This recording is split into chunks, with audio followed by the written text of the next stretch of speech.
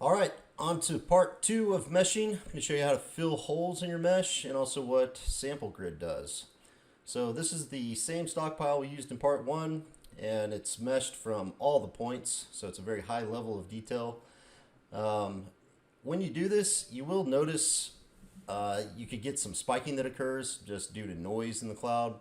So to get rid of the spike, all you got to do is fence it in and shift I for delete inside fence. Make sure you don't have anything in the fence you don't want deleted. So I'll get it down low there and flatten it out. When you turn, you notice that there is a hole left behind. No big deal, just click the hole. You'll see it selected, go to mesh, and then fill selected hole.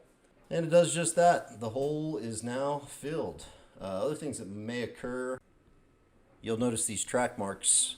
Now don't waste your time going to each one and filling it one by one. Just fence it in and then shift F for select fence. You'll see all the holes become selected. Tools, mesh, fill selected holes. And with one single command, you fill multiple holes at once. All right, so going back to the mesh we created in part one with points on grid, 10-foot spacing. We're going to select the mesh, then go to Tools, Mesh, and Sample Grid. And look at some of the things we can do here. Select Vertex, and we'll give it, I don't know, 100-foot spacing.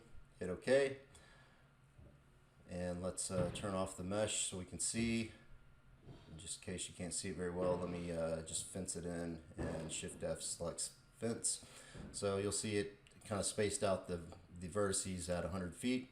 Why you'd want to do this, I don't really know. So I'll just delete those and let's select the mesh again and then go to Tools, Mesh, Sample Grid.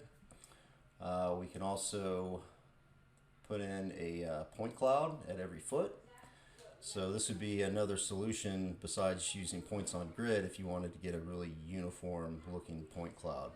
As you can see, it's nicely spaced, colored by elevation. Real nice point cloud to create this way. Going back to mesh, let's select the mesh and again sample grid. This time let's change the spacing. Maybe that's too much detail, and let's tone it down to 25 feet. Let's also select output table.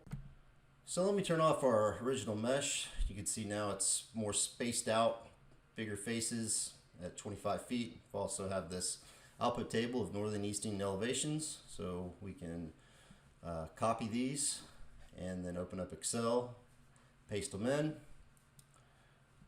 and start setting up a point file that we can use. So let's insert a column, have a point on the header, and then we'll have a code lastly, so we can just do 1, 2, 3, and then we can just select those and then just drag the corner down all the way to the end of your points, and then it'll populate in order. For the code, same thing. We can just enter in a code and then drag that corner down in Excel, and it will place the same code in each point. So you can now save it as a text file or a CSV file and take it out to a data collector. That concludes part two of meshing, filling holes in sample grid. Don't forget to check out part three of meshing, which will cover volume calculations. Thank you.